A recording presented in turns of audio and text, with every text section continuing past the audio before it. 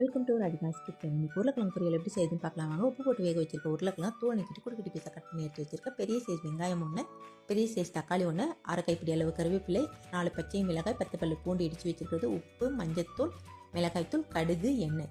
இப்போ எப்படி செய்யுதுன்னு பார்க்கலாம். 50 ml எண்ணெய் ஊற்றிட்டு எண்ணெய் சூடான கேஸை மீடியம் ஃப்ளேமில் வச்சுட்டு கடுகு, கருவேப்பிலை, பெரிய சைஸ் வெங்காயம் போட்டுட்டு நல்லா கண்ணாடி பதத்துக்கு வெங்காயத்தை வதக்கி விட்டுட்டு பச்சை மிளகாய் சேர்த்துட்டு உப்பு தேவையான அளவு போட்டுட்டு நல்லா கலந்து விட்டுடணும். அரை ஸ்பூன் மஞ்சத்தூள், தக்காளி சேர்த்துட்டு ஒரு 5 நிமிஷம் தக்காளியை வதக்கி விடணும். அது கொஞ்சம் நல்லா தொக்காகும். இப்போ மிளகாய்த்தூள் 1 ஸ்பூன் சேர்த்துட்டு பூண்டு இடித்து வச்சுருக்கோம் இல்லையா, அதையும் சேர்த்துட்டு நல்லா கலந்து விட்டுடலாம். இப்போ உருளைக்கிழங்கு வேக வச்சது சேர்த்து விட்டுட்டு நான் அந்த மசாலாவோட அந்த உருளைக்கிழங்குலாம் மிக்ஸ் ஆகிருந்துமே 100 ml தண்ணி ஊற்றிட்டு கேஸை ஃபுல் ஃப்ளேமில் வச்சு ஒரு 5 நிமிஷம் மூடி வச்சிடணும். சென்டரில் தண்ணி இருக்கான்னு மட்டும் செக் பண்ணிக்கலாம், ஃபுல் ஃப்ளேமில் வைக்கிறதுனால, இல்லைனா அடி பிடிச்சிரும்.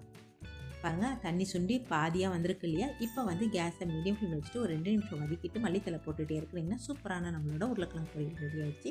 கண்டிப்பாக நீங்களும் ட்ரை பண்ணி எப்படி இருந்துச்சு சொல்லுங்கள். நன்றி, வணக்கம்.